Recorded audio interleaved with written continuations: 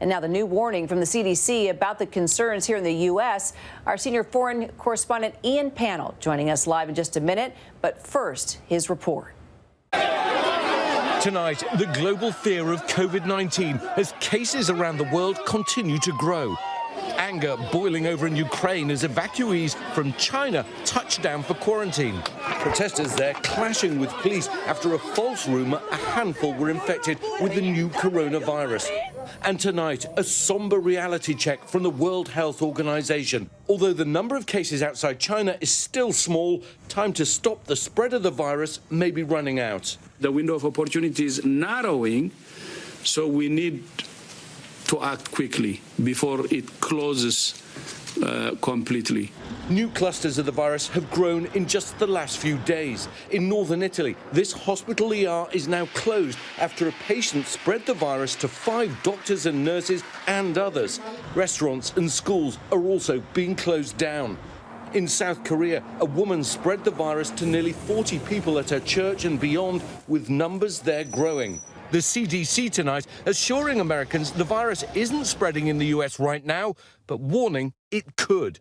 It's very possible, even likely, that it may eventually happen. You may be hearing about schools shutting down and businesses closing in countries in Asia to reduce the potential spread of this virus. The day may come when we will need to implement such measures in the U.S. communities. Tonight in Japan, the last few hundred passengers and crew now expected to leave the stricken Diamond Princess, with growing questions about how the quarantine was carried out on board. And Ian joins us now from that cruise ship in Yokohama, Japan. You know, Ian, you're heading to South Korea right after this. So what's the latest on both of those fronts?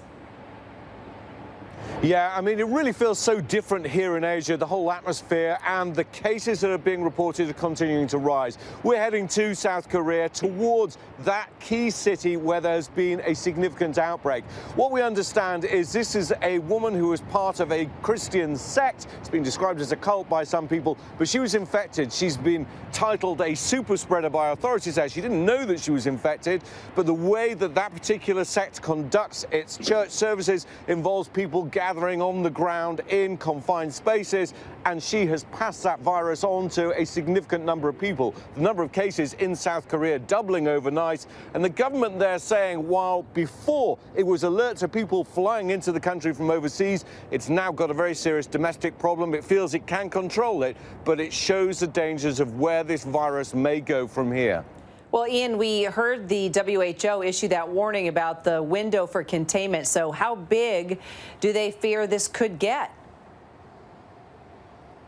Yeah, I mean, look, we've heard a lot of warnings. People are concerned that it could become a global pandemic. Now, the overall numbers outside of China are still small. But what we're seeing in Seoul and in South Korea and also now in Italy, and we've seen cases in Iran as well, is that it only takes one person who doesn't necessarily know they've got this virus for it then suddenly to start to multiply in again, areas where people tend to congregate. Again, this case in Iran happened in the religious city of Qom. It's a place where a lot of religious students go. People obviously pray in confined spaces. And it's exactly those kind of scenarios that leads to the spread of the virus. So this could continue to grow and escalate. And we're seeing warnings in the States as well from the CDC. We're not there yet, but warnings that we could get to that point where we're seeing multiple outbreaks in different countries around the world. Well, we'll definitely stay on the story. Ian Pannell in Japan for us. Thanks, Ian.